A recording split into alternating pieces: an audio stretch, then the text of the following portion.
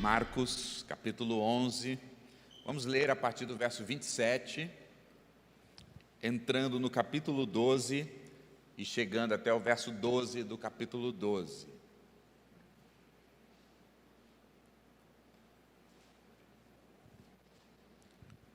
Marcos, capítulo 11, do 27 até 12:12.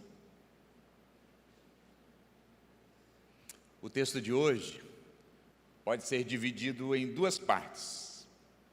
A primeira sessão é um embate que Jesus tem com os líderes judaicos. Se você está acompanhando a nossa série, você percebe que não é a primeira vez. Os líderes, os fariseus, escribas e anciãos vêm perseguindo Jesus desde sua jornada do seu ministério público. Então, nessa primeira sessão, nós temos mais um embate entre Jesus e esses líderes da nação judaica. A palavra-chave dessa primeira sessão, que é o capítulo 11, do verso 27 até o verso 33, a palavra-chave aqui é autoridade. Mas a segunda sessão, a segunda parte desse texto, é Jesus contando uma parábola, ainda dentro dessa situação, uma parábola que vai ser aplicada ou vai ser direcionada, confrontando os líderes judaicos, escribas, fariseus e anciãos, porque eles haviam rejeitado a autoridade de Jesus. A ênfase também é a autoridade, mas a palavra-chave dessa segunda sessão é juízo. O julgamento que virá sobre aqueles que rejeitam a autoridade do Messias. Então, se juntarmos as duas passagens, as duas palavras, autoridade e juízo, temos a grande ideia do texto. A grande ideia dessa porção de Marcos hoje é: haverá juízo para aqueles que rejeitam a autoridade do Messias. Essa é a grande ideia. É isso que Marcos quer mostrar aos seus primeiros leitores. Eles estão num contexto de sofrimento também, o império está perseguindo, eles estão sofrendo por se identificar com Cristo, e Marcos aqui então, inspirado pelo Espírito Santo, escreve para eles que rejeitar a autoridade de Cristo é trazer sobre si juízo. Vamos olhar para esse texto hoje e aprender algumas lições. Mas antes ainda de ler o texto, falando sobre autoridade, eu queria lembrar a você que o ser humano, desde a queda, o coração do ser humano, do homem caído, ele é totalmente contra a autoridade. Nós detestamos a autoridade. Nós temos problemas sérios com questões de autoridade. Nós não queremos de maneira nenhuma se submeter a alguém. Nós queremos não ouvir ordens, nós não queremos seguir padrões, princípios, orientações daqueles que se colocam sobre nós. Então, a cultura de hoje abomina a autoridade. Se o nosso coração é assim, se a cultura exalta uma liberdade, uma vida livre, sem ninguém sobre si, sem se submeter a alguém, para piorar a situação, o Deus, e Deus aqui minúsculo, deste século, que é Satanás, trabalha arduamente, constantemente, para tirar o princípio de autoridade da nossa vida, para que a gente possa ser como ele, que se rebelou. Vocês lembram que a queda de Satanás foi por rebelião. Por quê? Porque ele não quis se submeter à autoridade do seu Senhor, do seu Criador. Então o nosso coração a cultura e Satanás estão trabalhando para que nós cada vez mais adotemos esse discurso: liberdade, nada de submissão, nada de sujeição, somos livres, não precisamos prestar conta para ninguém. O mundo aplaude isso. Nosso coração é saciado quando nós ouvimos essas questões. E como Satanás está trabalhando para destruir princípios de autoridade na vida dos crentes, de maneira geral do mundo, mas particularmente na vida dos crentes. Uma área que está muito desgastada na área de autoridade é a área da relação entre professor e aluno. Talvez você seja da minha época, dos tempos mais antigos, que havia um tremendo respeito, submissão à autoridade do professor. O professor falava, era lei para nós. Hoje não é assim. A autoridade dos professores dentro de sala de aula foi usurpada, foi roubada. Se tem uma coisa que os professores não têm mais, é autoridade dentro da sala de aula. Os alunos tiram sarro dos professores. Os alunos não estão nem aí para os professores. Os alunos afrontam, xingam. Não estão nem aí para a autoridade instituída ali. Parte disso é culpa dos pais, que criam filhos mimados, filhos mal educados, filhos que não têm limites. E eles vão para dentro da escola sem limite, mal educados e mimados, para piorar questões externas à sala de aula, ao invés de lutar pelos professores, dão valor aos alunos, dizendo: é isso mesmo. Por exemplo, nas escolas particulares, os donos, os diretores, por questões financeiras, diz: não afronte o aluno. O aluno tem sempre razão. O pai do aluno que está pagando a mensalidade, não podemos entristecê-lo. Não podemos contrariá-lo. Contrariar o aluno é contrariar os pais. E contrariar os pais significa baixa nos cofres. E aí o caos instalado nas nossas escolas, sejam elas públicas, sejam elas privadas. Eu poderia dar muitos outros exemplos. Mais um. Na família, a autoridade dos pais, ou aqui dizendo de maneira primeira, a autoridade do pai na família. Falar que o pai tem autoridade numa família se tornou algo bizarro, algo que é uma aberração. Para o mundo pós-moderno dizer: como assim, o pai tem autoridade numa família? Isso é machismo.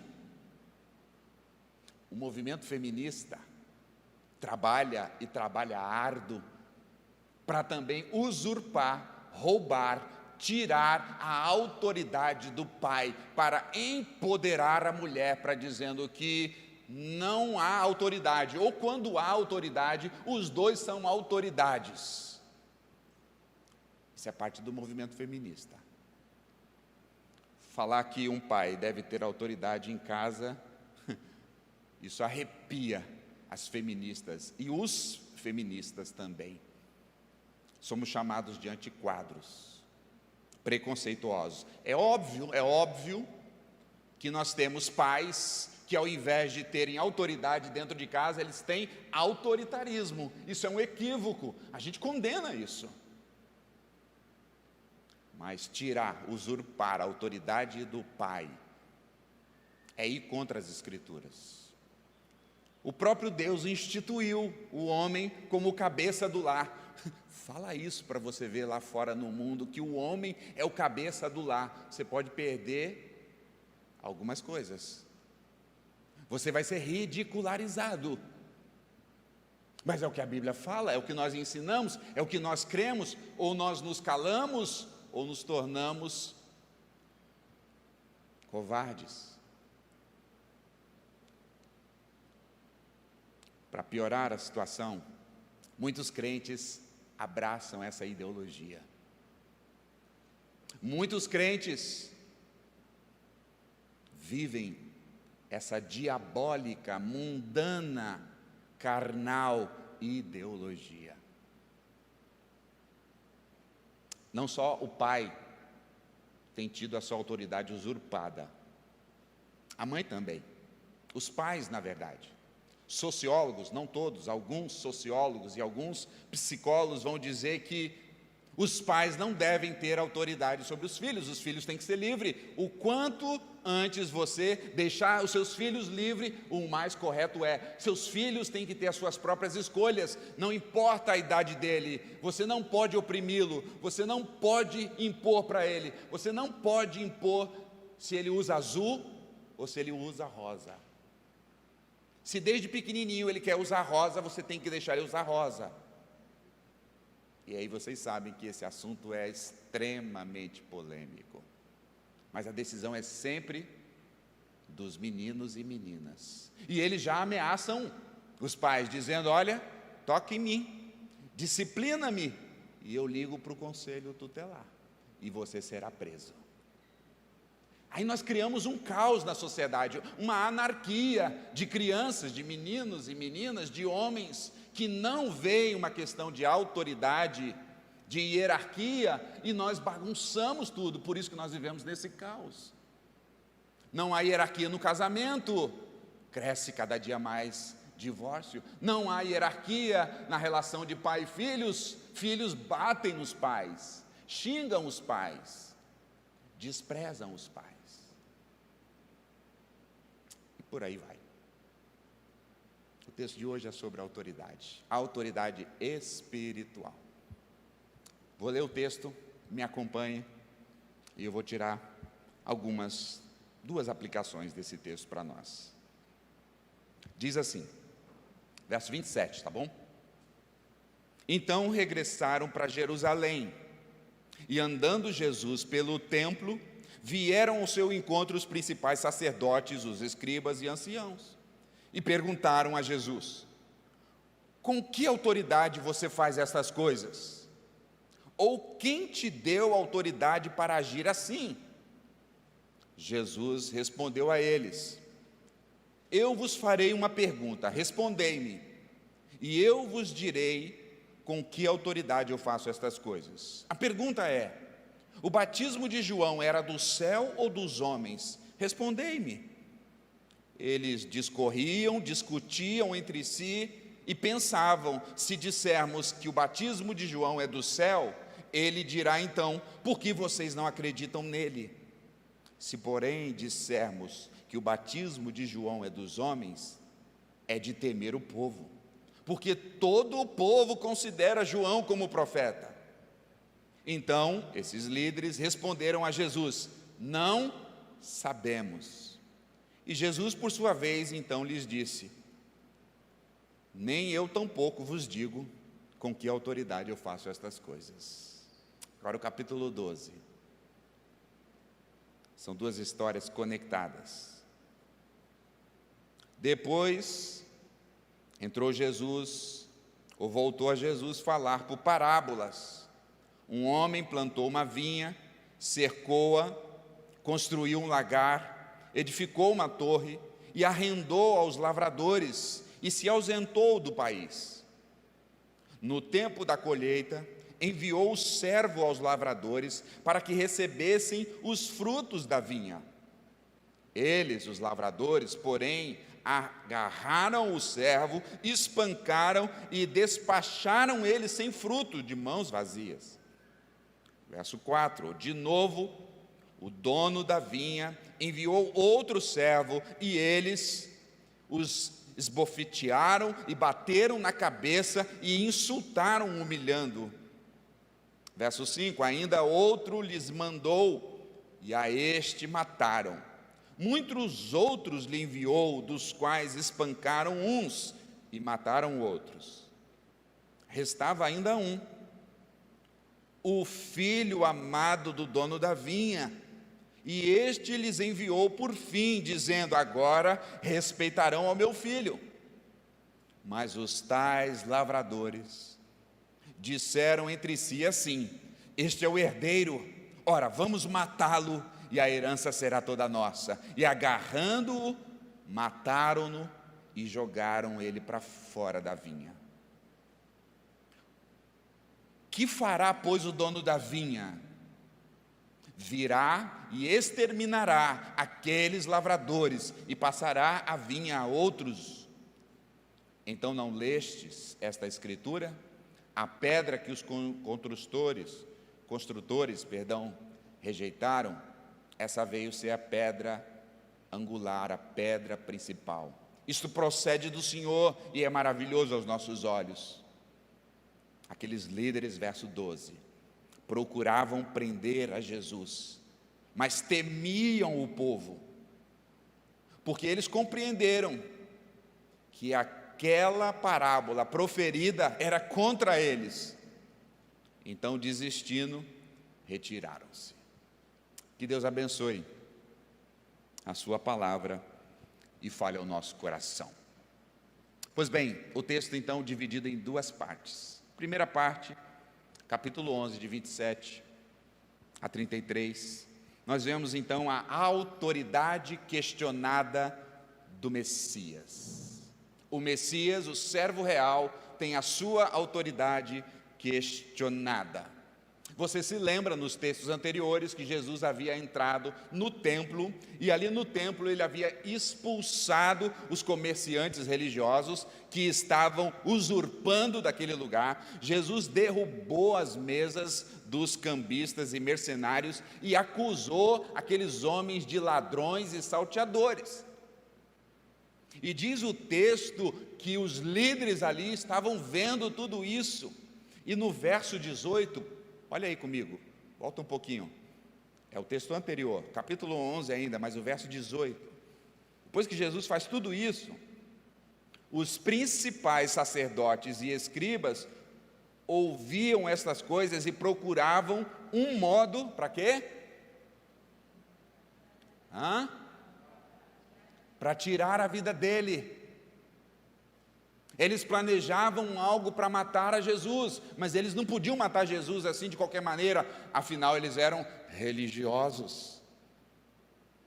E aí eles bolam o plano, e parece-nos que essa pergunta, esse questionamento sobre a autoridade é parte do plano deles.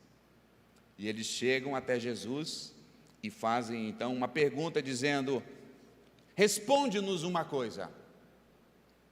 Verso 28.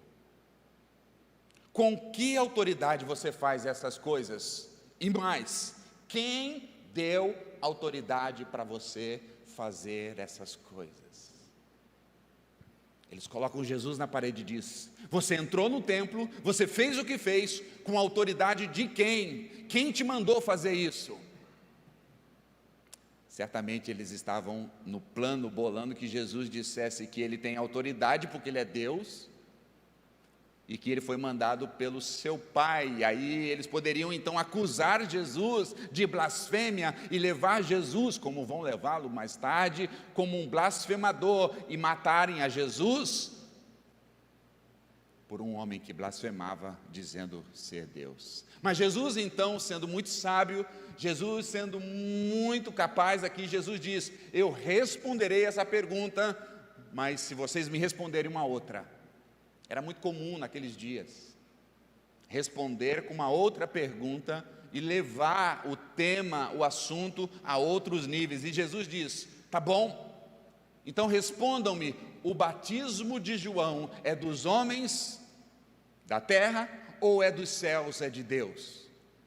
Aí você que lê esse texto de maneira despretensiosa, você fica assim: mas o que tem a ver batismo, o que tem a ver João com a autoridade de Jesus? Por que Jesus faz essa pergunta? Parece sem nexo. Na verdade faz muito sentido. Jesus toca aqui no ângulo, no cerne da questão. Jesus diz: respondam-me. Lembra os fariseus, os escribas, Os líderes da nação eram os homens mais estudados sobre a lei de Deus, eram os homens que tinham todas as respostas, que ensinavam a lei de Deus, e eles se gabavam, eles andavam por lá dizendo assim: qualquer pergunta espiritual, qualquer pergunta sobre a religião, nós respondemos. E Jesus pergunta a eles agora: o batismo de João é do céu ou é da terra? E aí eles dizem: espera um pouco aí. Eu fico imaginando a cena. Eles dão as costas para Jesus e começam a discutir. O texto vai dizer isso, verso 31. Discorriam. A palavra traz a ideia aqui de discutir com intencionalidade. Como nós vamos responder agora? O que vamos falar agora? Que pergunta é essa? Não estava nos nossos planos essa pergunta, e eles começam a discutir, e aí algum deles, ou todos eles dizem: olha, se a gente responder que o batismo de João é dos céus, ele, o Jesus, eles estão adiantando, são inteligentes, lembra? São líderes, estudados. Ele, Jesus, vai dizer: então se o batismo de João era do céu, por que vocês não aceitaram o batismo de João? Logo, se vocês aceitassem o batismo de João, aceitariam a mensagem de João. Qual era a mensagem de João? Que viria alguém posterior, maior do que ele, que batizaria com o Espírito Santo e com fogo. Então por que eles estavam rejeitando a Jesus? Então eles não podiam responder que era do céu. E aí eles começam a questionar também, verso 32, mas se dissermos que o batismo de João é da terra, é humano, nós vamos ter problema com o povo. O povo abraçou a João, o povo recebeu a João Batista, diz o texto, como profeta. Lembra do início do capítulo 1 desse mesmo evangelho? João Batista está pregando e vinha gente da Judéia, de todos os lugares, para ouvir a sua mensagem, e não era uma mensagem de autoajuda, era uma mensagem de confronto. João pregava com umas roupas estranhas, com uns pedaços de gafanhoto caindo pela sua boca, que era a sua comida, e ele pregava assim: raça de víboras, arrependei-vos, creiam no reino de Deus, naquele que virá depois. E as pessoas viam e eram batizadas, centenas e milhares. Então, se os fariseus, escribas e os líderes dizem: não, o batismo de João é da terra, é humano, não tem nada de Deus, eles teriam um problema sério com o povo. E esses líderes aqui são políticos, são religiosos, mas agem nas entrelinhas da política. Eles eram muito bem apoiados pelo império para manter o povo em paz. Se o povo se rebelasse, o Império Romano ia dizer: o que vocês estão fazendo aí, líderes? Por que nós instituímos vocês aí para guardar o povo e está essa baderna aí? Então eles andavam com milindres com o povo, tentando agradar o povo. Qual resposta dar agora? Do céu ou da terra? Qual é a saída? Mentir. Porque eles sabiam. Veja o que diz o texto, verso 33. Então responderam eles: não sabemos. Mentirosos. Quando foram colocados diante de uma situação que deveriam tomar uma posição e falar aquilo que eles acreditavam, eles foram covardes. Não sabemos. Jesus diz: ora, se vocês não sabem, então eu também não vou responder a minha pergunta. Ou a melhor, a pergunta de vocês: com que autoridade eu faço isso? E o embate caminha para o final assim. Mas antes, você entende qual é a humilhação que esses homens passaram? Eles jamais, na vida deles, haviam dito que não sabiam alguma coisa sobre religião e fé. É muito provável que algumas pessoas estão ao redor vendo. Esses homens preferiram passar por uma humilhação de ter no registro deles, no currículo deles, que uma vez uma pergunta teológica, religiosa, não foi respondida por eles, porque na verdade eles não queriam se posicionar, eles não queriam conhecer a verdade, eles queriam a regalia e viver como o povo. Qual é a aplicação aqui para nós? Você diz: pastor, eu não sou fariseu, eu não sou escriba, e tampouco eu sou um dos anciãos da terra de Israel. Ou também você pode dizer: pastor, eu não sou como eles, eu não rejeito a autoridade de Jesus, pelo contrário, se eu estou aqui nessa manhã, é porque eu reconheço a autoridade de Jesus. Será? Tem um alerta aqui para nós. Aqueles homens abraçaram uma religião que eles mesmos criaram para si. Porque se eles estão baseados na lei de Moisés, se eles estão baseados nos profetas, eles saberiam que o profetizado, o Messias, que viria o preparado, aquele que preparou o caminho, João Batista, e o Messias chegaria e faria tudo o que Jesus fez, eles abraçariam o Messias, mas eles não fizeram, eles criaram uma religião para si mesmo, dentro da religião. E aqui é o perigo. Eu e você podemos criar uma própria religião para nós, estando dentro da igreja, professando ser cristão, andando com a Bíblia debaixo do braço, mas vivemos a nossa própria religião, a nossa própria fé, os nossos próprios conceitos, as nossas próprias doutrinas, e vivermos uma fé morta, uma religião de interesse. Quantas pessoas na nossa nação vivem uma religiosidade ou uma religião de interesses? Se isso me faz bem, eu abraço. Se isso é bom, eu abraço. Se isso acrescenta no meu bolso, eu abraço. Se isso é bom, eu abraço. Mas então nessa religião eu tenho o direito de descartar o que eu não gosto. E aí nos tornamos crentes seletivos. Isso eu gosto da Bíblia. Isso eu não gosto. Isso eu gosto da igreja. Isso eu não gosto. Isso eu gosto de Jesus. Mas quando Jesus fala de maneira confrontativa, eu não gosto. Boto debaixo do tapete. Com isso não estamos negando a autoridade de Jesus? Com isso não estamos vivendo como esses homens, uma fé fingida, uma fé hipócrita, uma fé mentirosa, que quando estamos diante da verdade, nos esquivamos? É um alerta. É um alerta.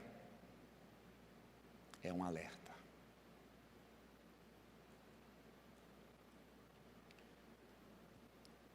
A gente corre o risco de professar Jesus com os nossos lábios,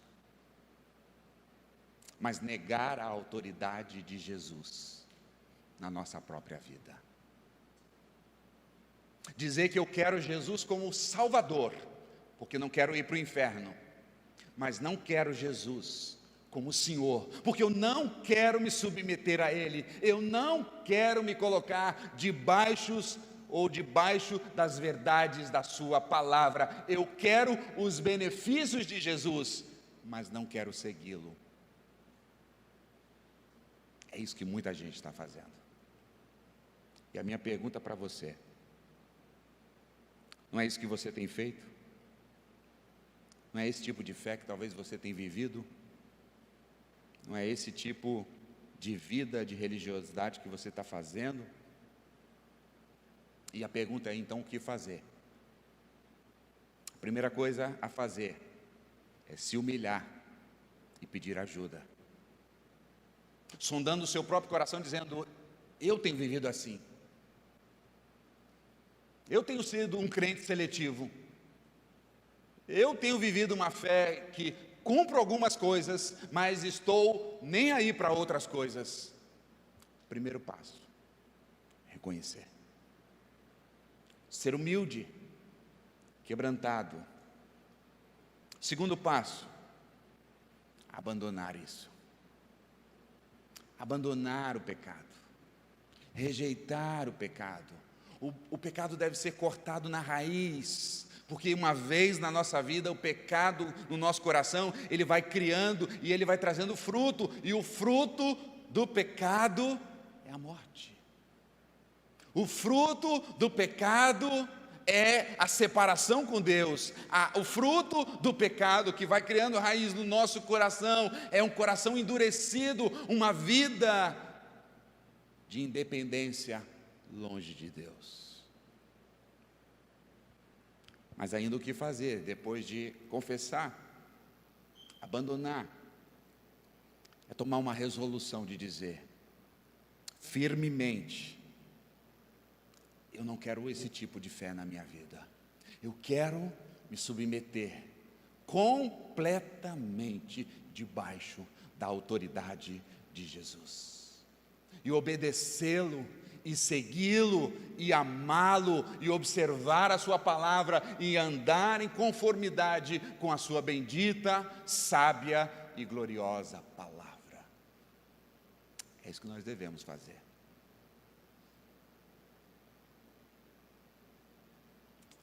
A segunda parte desse texto é a história de Jesus, então. Jesus não responde diretamente, mas Jesus responde com uma parábola. E aí Jesus, você sabe que ele é mestre em parábolas. Jesus é o maior contador de história de todos os tempos. A gente lê os evangelhos e a gente fica maravilhado com a didática, com a metodologia de Jesus, com a simplicidade, mas ao mesmo tempo a profundidade do ensino de Jesus, como ele consegue atingir o coração, a mente das pessoas.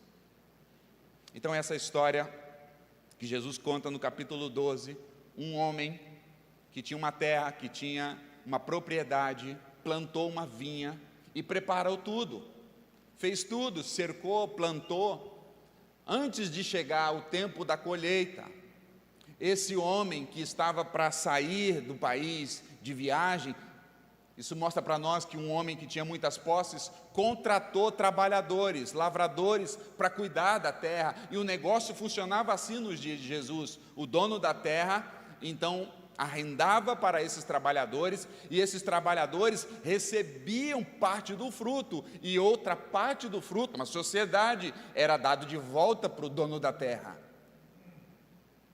Depois que esse homem fez tudo, trouxe esses homens, chegou o tempo da colheita. Perceba, o dono não estava cobrando antes da colheita, mas havia chegado o tempo da colheita. Então o dono diz: mandarei um dos meus servos, e você sabe que naqueles dias era muito comum ter servos, para ir buscar os frutos. O servo vai, e quando ele chega lá, o que os lavradores fazem?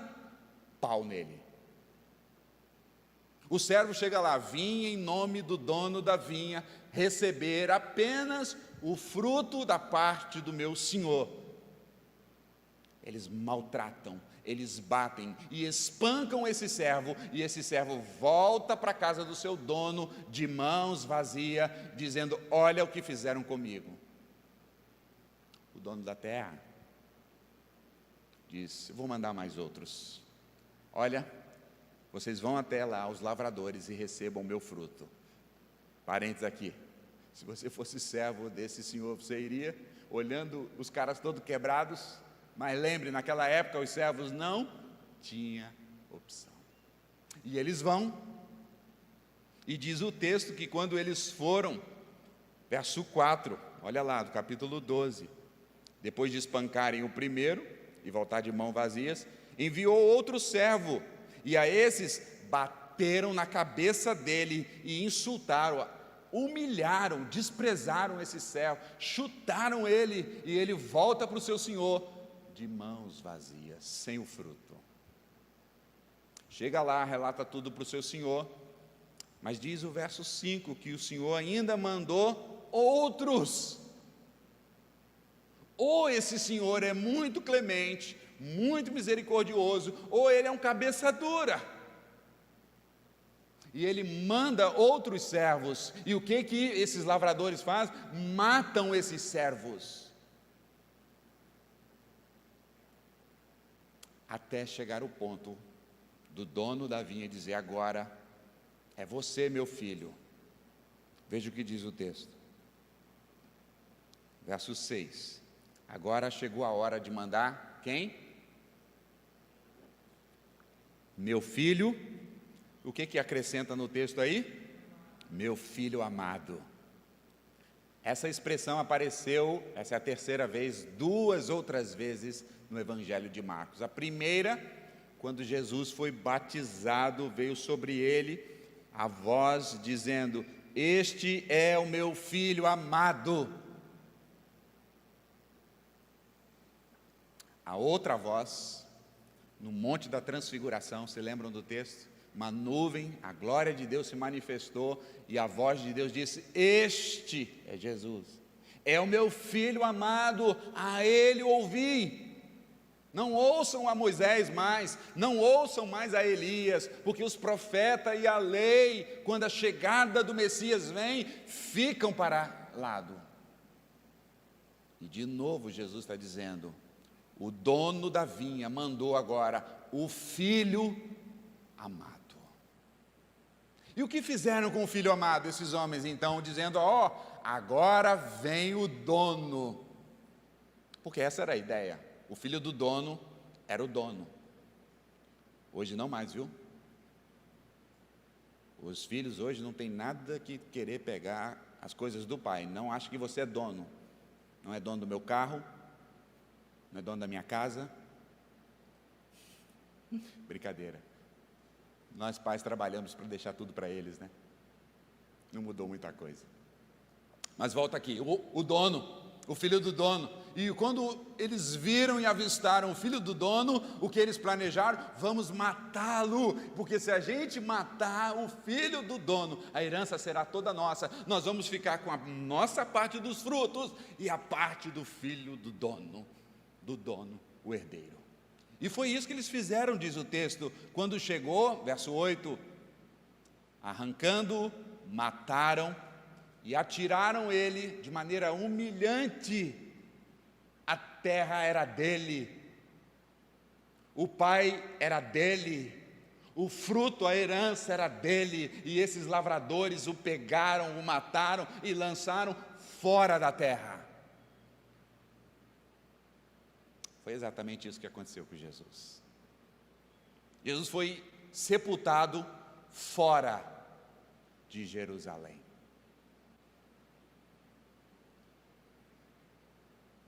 Aí o verso 9 faz uma pergunta para nós, veja lá. Que fará, pois, o dono da vinha? Se aqui fosse um filme, seria o próximo episódio, né? Ou a próxima temporada. Como vai agir o dono da vinha?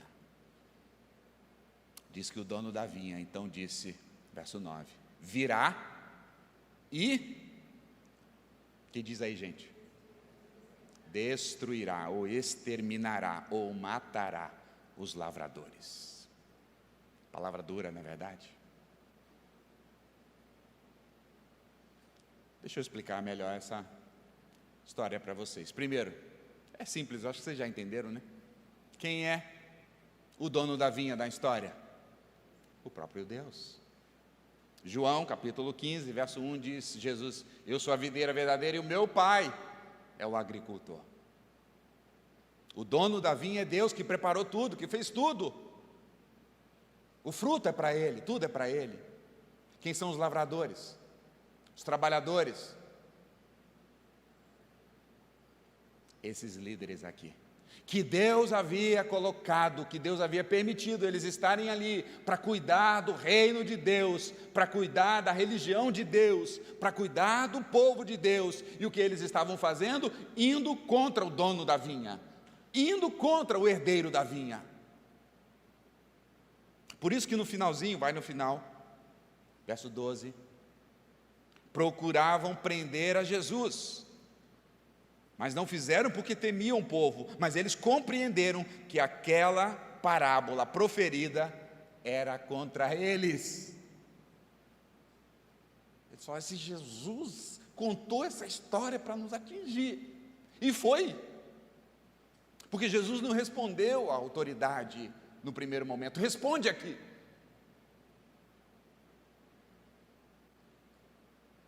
Os lavradores maus são os líderes de Israel, mas os servos enviados, quem são eles? Os profetas. Lembra que Israel, o próprio Senhor Jesus diz, ó Israel que mata os profetas. Lembra de João Batista? Havia sido morto. E tantos outros, os apóstolos, Tiago. Quem é o filho do dono? Vai cair na prova. Fácil, né? O próprio Messias. E quando o Messias veio para recolher o fruto, lembra da passagem domingo passado? Qual é o fruto que Deus esperava de Israel? Fruto de arrependimento, de uma fé verdadeira. E agora que o filho veio para recolher o fruto, o que fizeram com o filho, e aqui é profético, o que farão com o filho Jesus Cristo? Vão matá-lo, crucificá-lo, zombar dele e crucificá-lo fora de Jerusalém. Mas a história não termina aí. E o que Deus fará então? Trará o juízo. Lembra? Primeira parte é a autoridade, segunda parte é o juízo, juízo de Deus para todos aqueles que rejeitam a autoridade do Messias, todos aqueles que rejeitam a obra do Messias, Jesus Cristo. Aí você pode pensar comigo, mas dizendo, pastor, verso 9, não cai muito bem nos nossos dias. Exterminar parece o Deus de uma outra religião que manda matar todo mundo, que corta a cabeça. Parece, isso aqui não cai bem nos nossos dias. Na verdade, esse Deus parece mal. Alguém já te acusou? Algum dos seus amigos dizendo, o Deus da Bíblia é Deus mau, o Deus injusto, o Deus prepotente. Se você não concorda com ele, mas é isso que o texto diz? Será que esse dono da vinha era mau? Será que esse Deus é mau? Esse Deus que prepara a vinha, faz tudo e chama trabalhadores que não tinham trabalho para trabalhar e dá a eles metade, é mau? Esse Deus, ou esse dono da vinha, que se aparta e deixa eles trabalhando, só vai cobrá-los na época da colheita, será que é mau? Esse Deus que manda um servo e eles maltratam, e ele manda 2 servos e eles matam esses servos, e que manda de novo mais outros servos e eles matam e maltratam esse servo, e esse Deus ou esse dono não vai lá e extermina todos eles, manda o seu próprio filho. É mau? Não. Na verdade é o oposto da maldade aqui. Esse texto mostra para nós a graça do nosso Deus, o amor do nosso Deus, as misericórdias do nosso Deus que duram para sempre. Mas também mostra o quê? A justiça do nosso Deus, que depois de providenciar, depois que preparou a vinha, depois que veio o fruto, depois que veio o seu filho, e ainda nós nos tornamos pessoas, coração duro, fechado, rejeitando a autoridade do Filho de Deus, o que nós queremos? Aplausos? Não. Virá o juízo. Virá o juízo. Jesus, para terminar a história, ele acrescenta o salmo que eu li no início do culto. Veja lá, no verso 10. O 9 diz que ele exterminará, e o verso 10 diz, agora Jesus apela para os professores da lei. Vocês não conhecem o que está escrito? Vocês não leram lá no Salmo 18? ou melhor, 118? O que está escrito no Salmo 118? A pedra que os construtores rejeitaram, essa veio a ser a pedra principal, a pedra angular. Uma profecia, muito anos. Se o texto é de Moisés, lá do começo. Se é de Davi, ainda também assim, bastante distante. Os construtores separavam as pedras. Dizia, essa é boa, essa pedra não é boa. E Jesus aqui falando de maneira metafórica o que o salmista disse, a pedra que eles olharam e disseram, essa é pedra má, essa não é boa. Deus vai pegar essa pedra e vai fazer dessa pedra a pedra mais importante da construção, a pedra angular, a pedra que sustenta toda a construção, a pedra mais valorizada. Mas primeiro essa pedra foi rejeitada. A pedra é Jesus. E eles rejeitaram. Qual é a aplicação que fica para nós aqui nessa porção, nesse texto? Talvez você também está dizendo assim, pastor, eu não sou como esses homens. Eu não rejeito Jesus. E eu volto naquela palavra, será?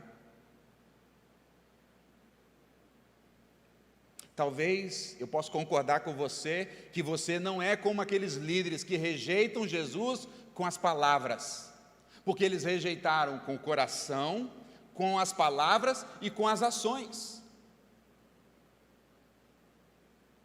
E a pergunta agora volta para nós nesse texto, nós estamos recebendo a Jesus, nos submetemos à sua autoridade de coração, de palavra ou de ações e de ações?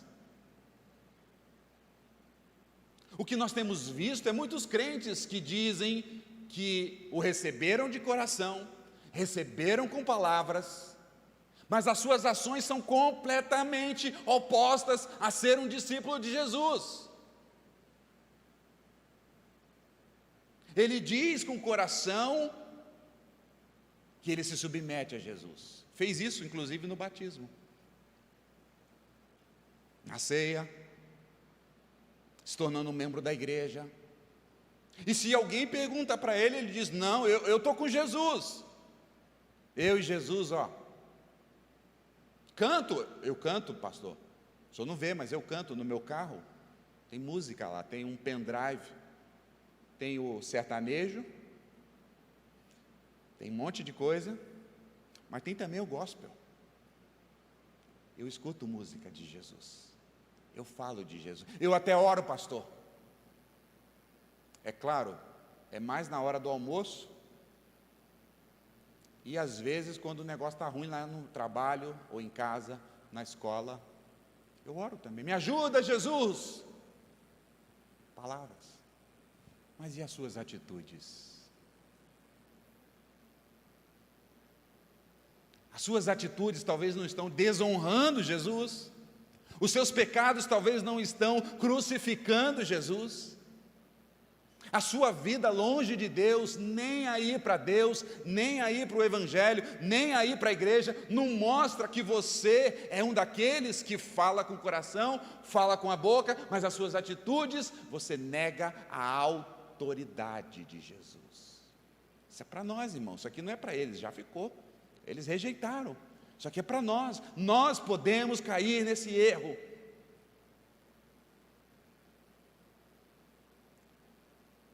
Se você confessa Jesus como Senhor e Salvador da sua vida, mas não abandona uma vida de pecado, você não está se submetendo à autoridade de Jesus. Se você diz que Jesus é o seu Senhor, o seu Salvador, mas você não segue a sua palavra, você segue o seu próprio coração, sua própria cabeça, você segue a ideologia do mundo, você não está se submetendo à autoridade de Jesus. E lembre-se, o Deus de toda graça, sempre manda mais um servo para falar com você.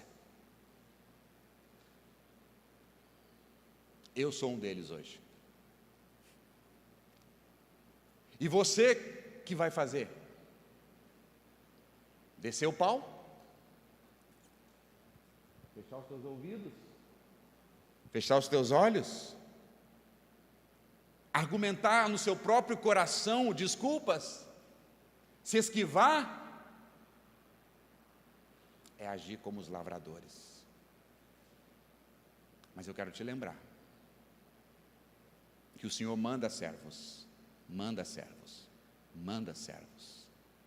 Mas vai ter uma hora que Ele vai dizer: basta. E a mão do Senhor, porque a justiça do Senhor virá sobre a sua vida. Se você não é um crente em Jesus, esse juízo é de condenação, como foi para aqueles homens lá. Para você que gosta de Jesus, mas não se submete a Ele, não quer se identificar com Ele por meio do batismo, não quer tomar um compromisso, uma posição firme de estar com Ele e servi-lo e ser parte da sua igreja, vai chegar a hora que o dono da vinha vai vir e dizer: basta. Agora, se você é um crente,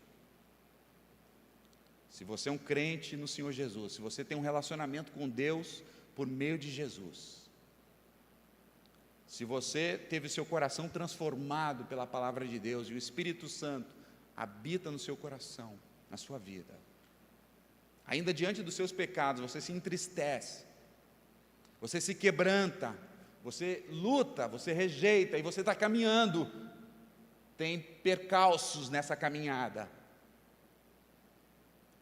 não virá a condenação sobre você,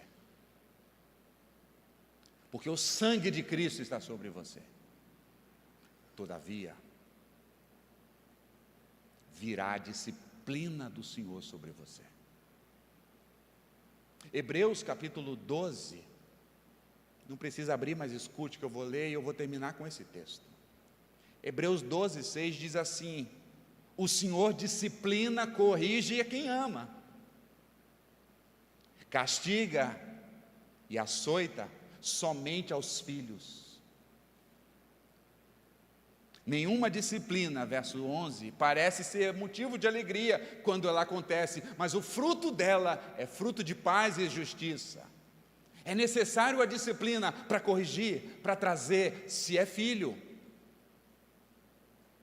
Mas o verso 8 diz: a disciplina é somente para os filhos. Se você não está debaixo da disciplina do Senhor, mesmo vivendo uma vida contra a palavra do Senhor, e você está tudo bem com você, ponha as tuas barbas de molho. Porque o texto vai dizer: se você não está recebendo a disciplina do Senhor, é provável que você seja um filho ilegítimo, não um filho verdadeiro.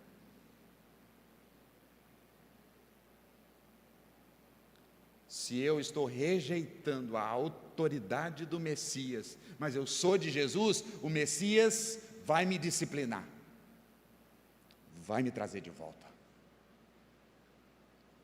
Talvez debaixo de dores, sofrimentos, mas Ele vai trazer. Agora, se eu não sou um filho, está tudo bem. Eu peco, está tudo bem. Eu desprezo a palavra de Deus, as ordenanças de Deus, está tudo bem. Não está acontecendo nada comigo. É possível, eu não estou afirmando, é possível, o texto diz, que você seja um bastardo e não um filho legítimo. Porque o filho legítimo quer, almeja, se submeter à autoridade do Messias. porque Ele é o Rei da glória, porque Ele foi até a cruz do Calvário, e ali sangrando, morreu para nos resgatar, para que agora a gente pudesse servi-lo. E servir ao Messias não é algo opressor, servir o Messias não é algo terrível, servir o Messias é uma vida de paz, servir ao Messias é uma vida de promessas, servir ao Messias é a promessa de viver em glória com Ele.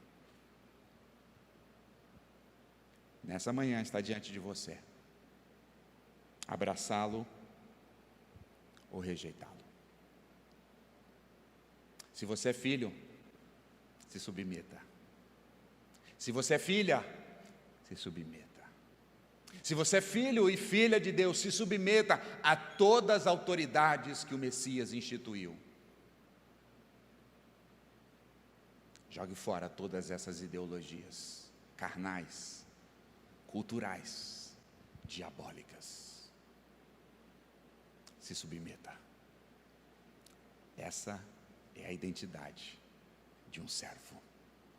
Porque Deus, sendo rei, se fez servo. Ele, sendo Deus, veio e se encaixou e se submeteu à lei dos homens e se submeteu aos seus próprios pais pecaminosos. Ele não era. E nos deixou um exemplo. Que o Espírito Santo nos ajude nessa manhã a andar em submissão de coração, de palavras e de ações, aquele que tem toda a autoridade.